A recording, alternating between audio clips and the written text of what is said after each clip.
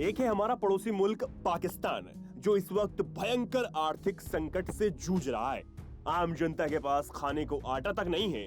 हालात इतने बुरे हैं कि लोग भूखे मर रहे हैं और अपने लोगों को इन हालातों में छोड़कर वहां के नेता आरामदायक कुर्सी पर बैठकर एटम बम का डर दिखाते हैं। मतलब गजब है भाई।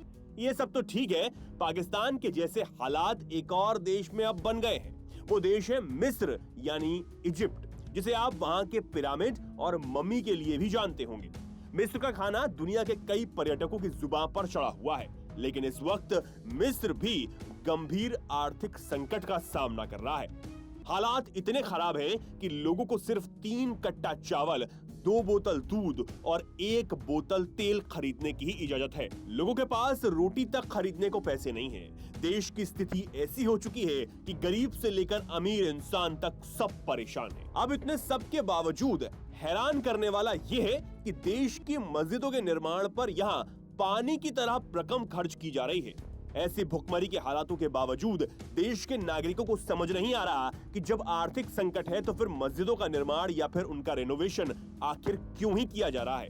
आर्थिक संकट और मूलभूत सुविधाओं के अभाव के बीच मिस्र के धार्मिक मंत्रालय ने शिक्षा, स्वास्थ्य और अन्य मूलभूत सेवाओं की अत्यधिक जरूरत के बावजूद राष्ट्रपति अब्दुल फतेह अल सीसी के कार्यकाल में हजारों नई मस्जिदों का निर्माण किया। सरकार के इस फैसले पर मिस्र के लोग सवाल उठा रहे हैं।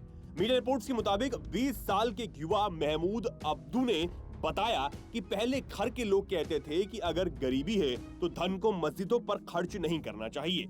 अब्दू का कहना है कि मस्जिदों के बाहर डोनेशन बॉक्स रखकर मस्जिदों के निर्माण और दूसरे कामों के लिए रकम इकट्ठा करनी चाहिए। पिछले साल नवंबर में देश के धार्मिक अनुदान मंत्रालय ने डोनेशन बॉक्स का आइडिया कैंसिल कर दिया था। मंत्रालय ने कहा कि डोनेशन बॉक्स की जगह लोग अपने बैंक अकाउंट से पैसे ट्रांसफर करें। सितंबर 2020 में धार्मिक अनुदान मंत्री मोहम्मद मुख्तार गोमा ने बताया था कि मिस्र में मस्जिदों की कुल संख्या 1,40,000 तक पहुंच गई है, जिसमें से 1 लाख बड़े मस्जिद भी शामिल है।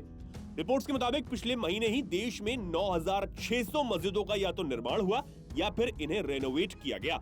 साल 2013 में जब अब्देल फतेह अल सीसी ने राष्ट्रपति पद संभाला था, तब से ही देश में मस्जिदों पर तेजी से खर्च हो रहा है। अब तक $404 मिलियन मस्जिदों पर खर्च कर डाले गए हैं। सीसी के रवैये पर देश के युवा अब सवाल उठाने लगे हैं। उनका कहना है कि प्रार्थना तो कहीं भी की जा सकती है, लेकिन पढ़ाई के लिए स्कूल और इलाज के लिए अस्पताल की भी जरूरत होती है।